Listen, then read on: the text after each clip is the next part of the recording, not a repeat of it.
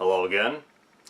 I'm back from the theater and I just saw the new Halloween movie. And from the get-go, I was really not sure what to think of this project.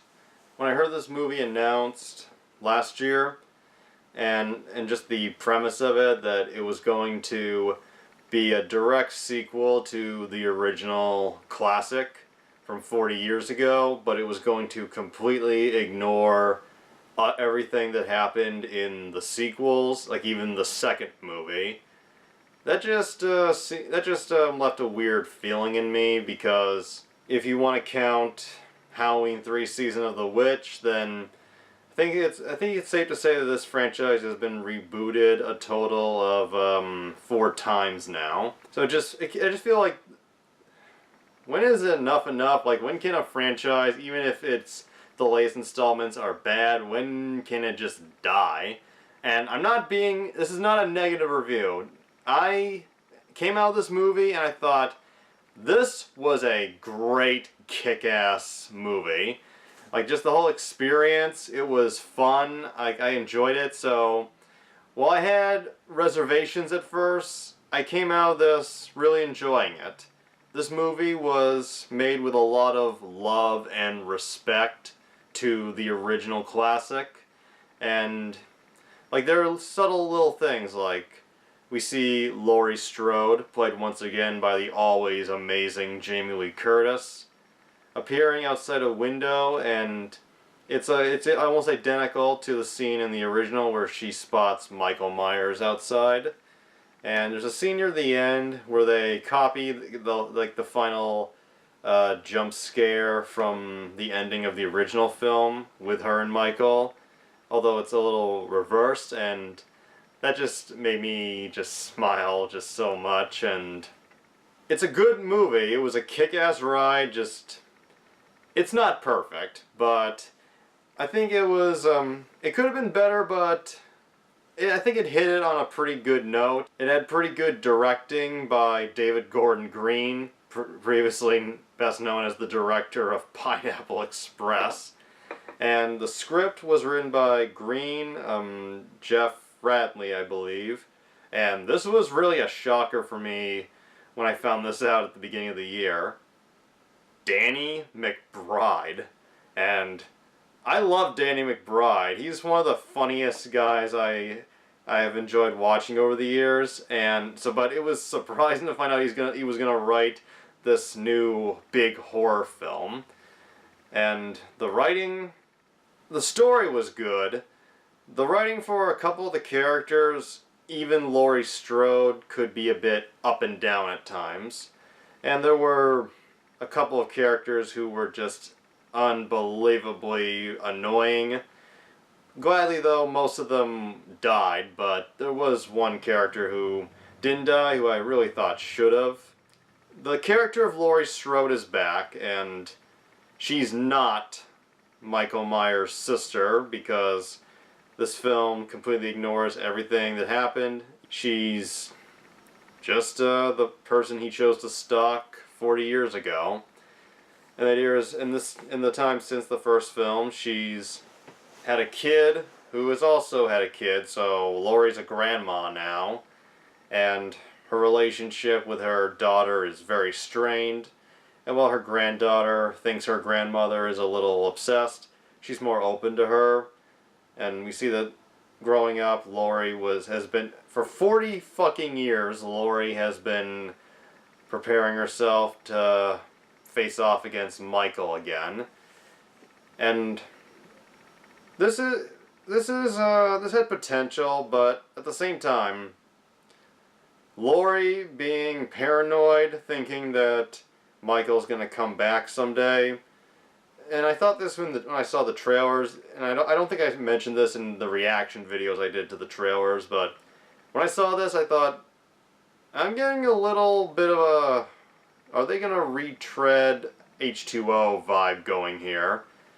And there were a few moments that did feel a little bit like Halloween H2O, but it's not that movie at all. That movie, while okay, was kind of vanilla.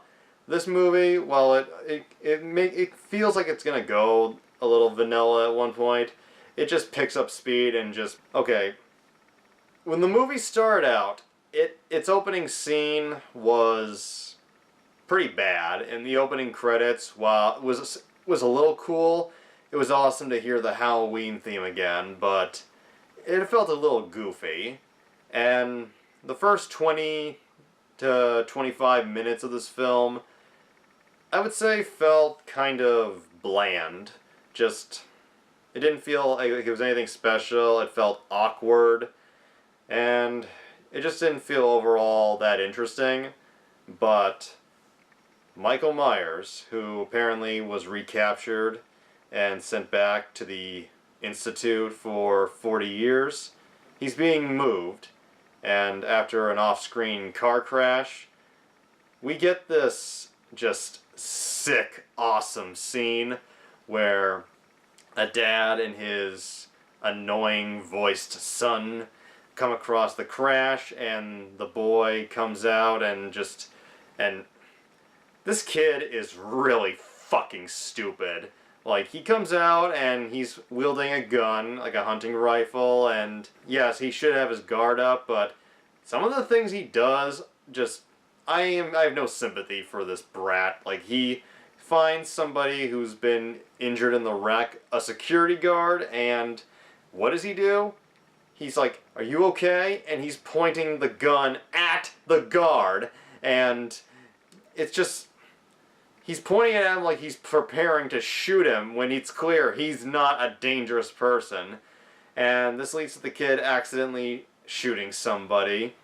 And I was so surprised they went this route, but it seems like horror movies in the past year have really been growing balls when it comes to just showing even little kids no mercy, because Michael Myers, like, he appears and he crushes this kid's neck and just steals the car. And from that scene, I was hooked.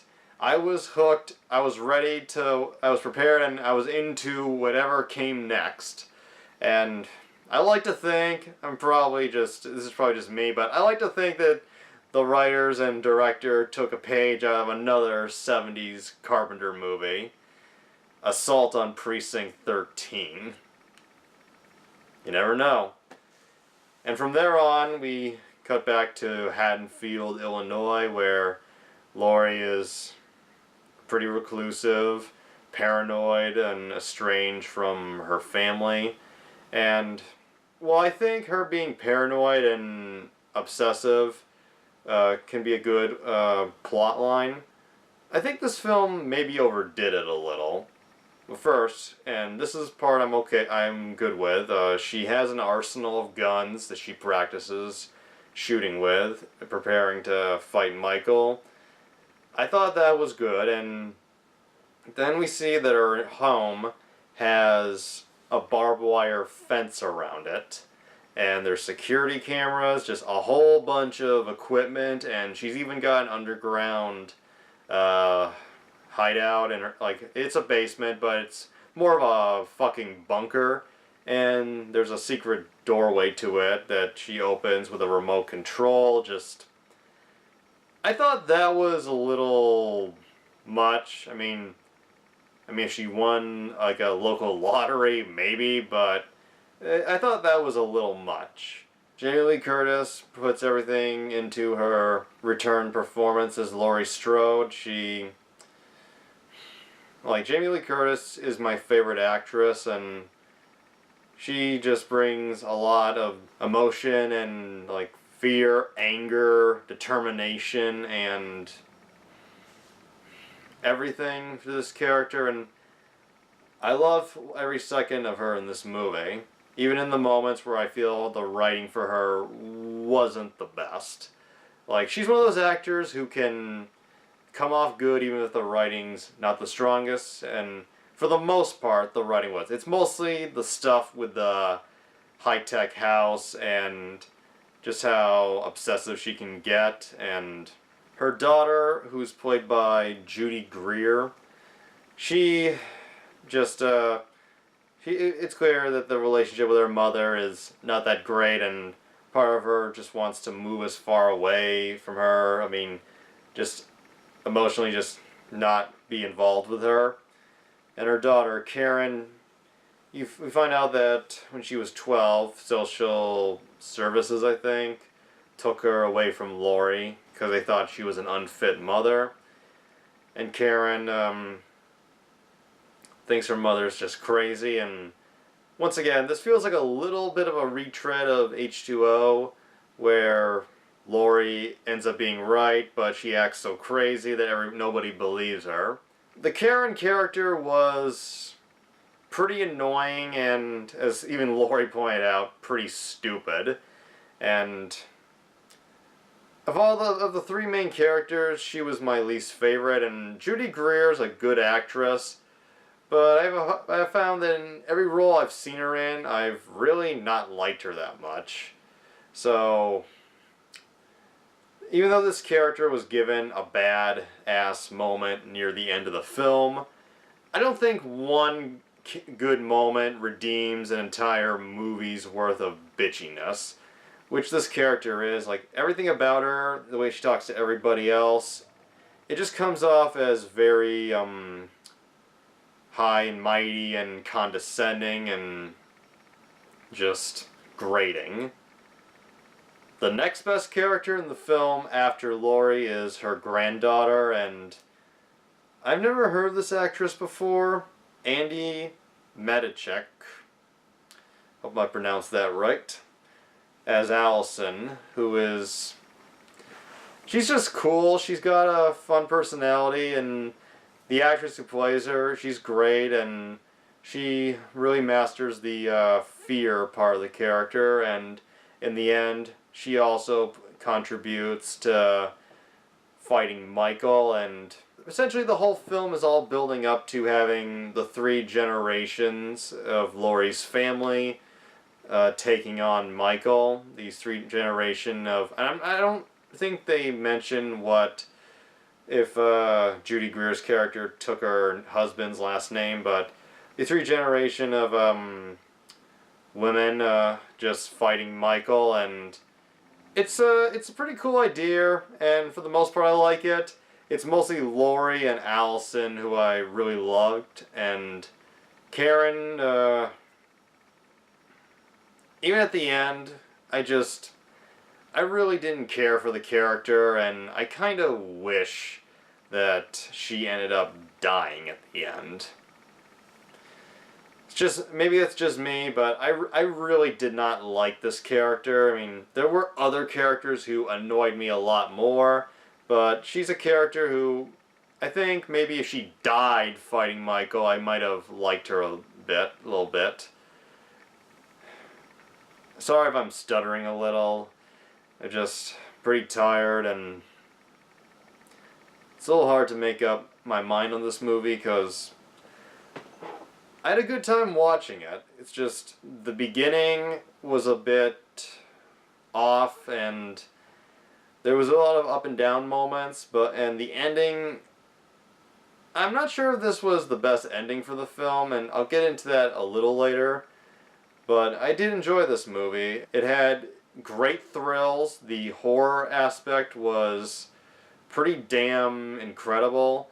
I mean, the scene where Michael kills like this woman in her home to get her knife is just this whole neighborhood killing spree that he goes on was fucking amazing. Just well shot, didn't go over the top with some of the violence, but showed just enough, and it was genuinely disturbing, and there were some pretty decent jump scares in this movie, and the guy who played Michael in this film, James Jude Courtney, played Michael for the majority of the film, and for the sake of sentiment, I guess, they brought back Nick Castle, the guy who played Michael Myers in the original film 40 years ago, apparently for one scene with Jamie Lee, just to be like, well,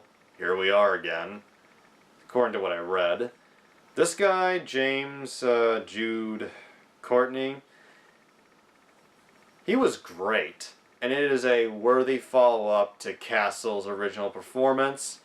This guy, Castle, Dick Warlock from Halloween 2, some of the best Michael Myers actors I've seen, and the character is just the same as he was before. You know almost nothing about him, and all he seems to do is kill and apparently is indestructible. They have this new doctor who's apparently the guy who took over from Loomis after he died, and this guy's name is Dr. Sartain, played by Halleck Billinger. It's hard to pronounce certain names, and he's not as determined to keep Michael like a prisoner or kill him as Loomis wanted. This guy seems very obsessed with studying Michael and understanding why he is what he is. And in the beginning, we see these British journalists who do true crime shit coming to want to interview Michael. And like I said, the opening scene, which involves these characters, it's terrible. It's over the top. It's ridiculous in the worst way. And these characters go visit Laurie Strode, and they make some real bullshit argument of how even though Michael murdered people, he's still human. And if they bring up the idea of Laurie visiting him, thinking it could get him to speak. And in that moment, I'm like, okay, it may put her in jail, but I want Laurie to take her gun and just shoot these two assholes in the fucking heads. And I was so happy when these characters, of course, they get their death scenes, and it's kind of similar once again to a scene from H2O where Michael goes into a public bathroom that they're in. He just wails this Brit guy's head into the wall till there's blood everywhere. The woman tries to crawl pathetically, and he just drags her ass out and just strangles her to death. And turns out they are in possession of his original mask, which he takes from their car. And seeing him put the mask back on was just incredible to watch. A lot better than the Rob Zombie remake. Other good kill scenes are a scene where Laurie's granddaughter's friend is killed, and the friend character, she only gets a few scenes, but the scene where she's babysitting this little kid named Julian, and they have some funny banter, and it's funny to see, like, this little kid who looks like he's 10 is just swearing, going, fucking this, and the girl swears back, and I just thought it was fun banter between a babysitter and a little kid, and I don't know, I just thought it was cute. And then Michael shows up, and she yells at the kid to run for it, and this girl's death, I thought it was very intense, and well, we don't see him deliver the final blow. The scene that happens a little later when the police show up, and they see this apparent body covered in a ghost sheet, eye holes, and I could kind of tell this was going to go the route of them pulling it off and it's her dead body, but it was still just shot and edited, paced perfectly, and well, it's not exactly it's not shocking, it did put a good chill in me. The sheriff in this movie, played by Will Patton, he's not a very complex character, but it is cool to see a competent cop in these movies. Although, even he can't put up with Laurie's obsessiveness, and there is one scene in this film that I really hated, And it's a scene where Michael's doctor doesn't want Michael killed, so in a weird scene that just comes pretty much the fuck out of nowhere, the new doc just stabs the sheriff in the neck, and then he himself puts on Michael's mask, and then he puts Michael's body next in this cop car, and they had picked up Allison earlier, so she's now in this car with this half-alive Michael Myers and this crazy doctor who is just obsessed, apparently. This just comes out of nowhere.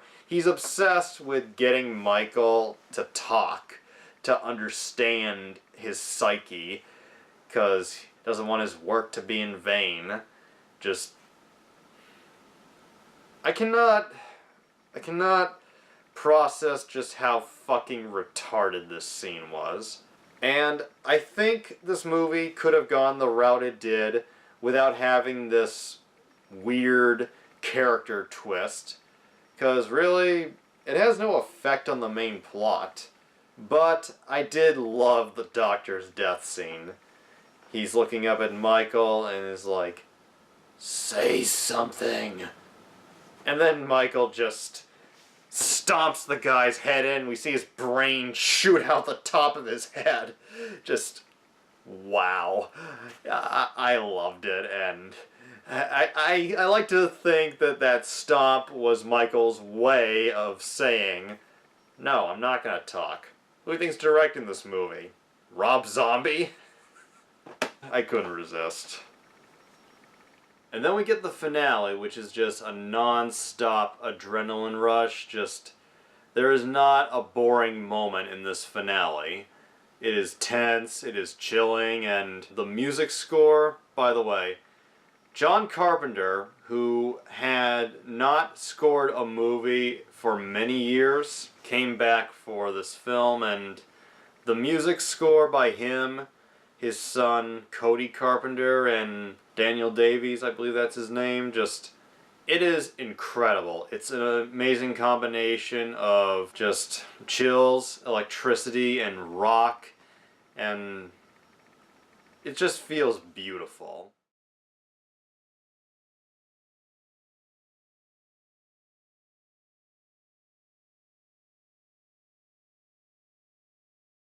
For the past couple of years, I've been watching people on YouTube do review shows, where they give their thoughts as well as do a lot of comedy. People like the Nostalgia Critic, the Cinema Snob, the Blockbuster Buster, and so many fucking others. And like all these other movie reviewers, I've given myself a review nickname.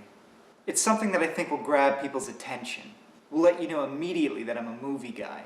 And it's a name I'm sure that no one else has thought of using. The Unusual Suspect. I don't want to sound too full of myself, but it just feels so great when you come up with something so original.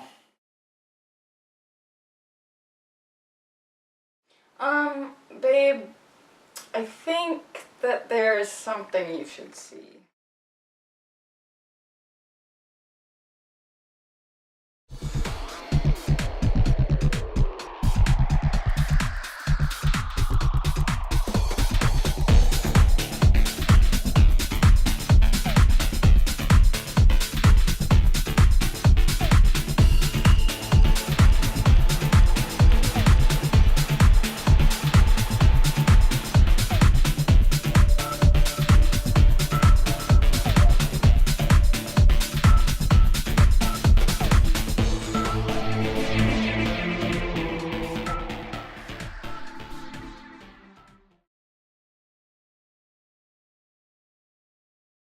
Well, I think the high-tech security home is a bit ridiculous. It does lead to probably the best shot in the film, where Michael has been trapped in the basement and he's trapped, there's bars shooting across the top. Unrealistic as it is, Laurie gets the entire basement filled up with gas and it goes up in flames, and this is my favorite shot. Michael Myers staring up at Laurie Strode, being surrounded by flames, it is just phenomenal. It is one of the most phenomenal shots I've ever seen in the Halloween franchise. And the finale also kills off the most annoying character in the film, Karen's husband, Allison's dad, played by Toby Huss. And this character was just non-stop annoying from beginning to end. It was fun to see him die, just this blabbermouth type character, just never shut up, always talking about annoying shit that really didn't matter. And the scene where Michael killed him, where he just garroted him after he finds the dead sheriff, and the weird, out of nowhere villain Shrink's skinned head being lit up like a fucking jack-o'-lantern. He just, it was perfect. And this is my last little issue with the movie, and it comes at the end. Laurie, Karen, Allison hitch a ride away as the house goes up in flames, and we see them just sitting in the truck holding each other, and it ends with a close-up of Allison holding the knife, and that's just where it ends. It just ends right there. We don't see a shot of Michael being burned alive in the house. We saw him with the flames around and the house going up, and I know people are probably going to say, well, they're leaving it open for maybe another sequel. And I think that, okay, this idea was risky enough, and it's very impressive how well they pulled it off, but I think this reboot should be limited to one film, and I really don't think there should be any more sequels. Like, this franchise has fucked up one too many times with sequels, and this one was pretty awesome. It was pretty good despite a few bumps, but no, I don't think there needs to be any more Halloween sequels. This franchise has been just dragged out enough, and I'm surprised Laurie didn't do a stronger job of making sure that Michael was dead. Like, she sees him trapped, going up in flames, and leaves, and I'm like, unless you see his head blowing up a la Scanners from you blowing it off with a shotgun, do not assume that he's fucking dead. That's just the last major flaw I have to say. Just, I think she should have done a stronger job of making sure he fucking died. That's it. So my final thoughts would be not perfect, but reasonably good, very awesome, extremely well made in the thrills and suspense department. Was genuinely scary at times, and the guy they got to play Michael Myers was just great. This is the best the character has looked since maybe Halloween 4, and Jamie Lee Curtis, while the writing for her could be a little up and down, she came through, she carried this film, she was amazing. And Judy Greer, the character, well, was kind of nice. The image of the three, grandma, mother, daughter at the end, I did not like the Karen character, and I still think she should have died at the end. Andi Matichuk, she was just excellent, and it's hard to explain, but I really like this. This was like a teenager character who I did not think was annoying. She was pretty great, and her and Laurie, the scenes of them together were some of my favorite character interactions, and most of the cast was pretty decent, Toby Huss aside, and every character I feel was the way they were supposed to be, and the one character who I was surprised didn't die, and you feel like he was going to die because there was good setup for it, was the Allison character's boyfriend, who just comes off like a stereotypical pretty boy douchebag, and there's a scene of him kissing another girl while they're at a party together, and the way he acts after she catches him kissing her, like, he is just a real cunt to her when he has no right to be mad, and you would expect him to be him to die, just be the asshole boyfriend who dies. But aside from that, I think most of every character was the way they were supposed to be, and they were played the way they were supposed to be played, and once again, the music scoring by John Carpenter, Cody Carpenter, and Daniel Davies was just excellent. And after the final shot, we get probably the most touching thing in this film, better than seeing Laurie and her daughter and granddaughter reunited. It's the first credit we see in the end credits. Dedicated to Mustafa Akkad. That felt great to see. Seeing them give a little love to the grandfather of the Halloween franchise. While it may not be perfect, I did enjoy it a lot. It was a good experience, and I totally recommend this movie. I can't end this video without saying that I think naming it Halloween exactly the same title as the original was a little dumb. I mean, they did that with the Thing prequel in 2011, and that was pretty stupid, but the movie was a pretty fun ride overall, and I think that'll make up for that little nitpick. And if I had to give this movie a rating, I would give it 7, and even 7 out of 10. I liked it a lot. There's a few flaws, and if I had to give it a rating out of 5, I'd give it a 3.5. It's not a groundbreaker like the original classic, but it's a good, worthy follow-up, and if you go into it, don't expect it to be great, but don't expect it to be terrible either, and I think you'll have a pretty enjoyable experience. And I'm glad I saw it.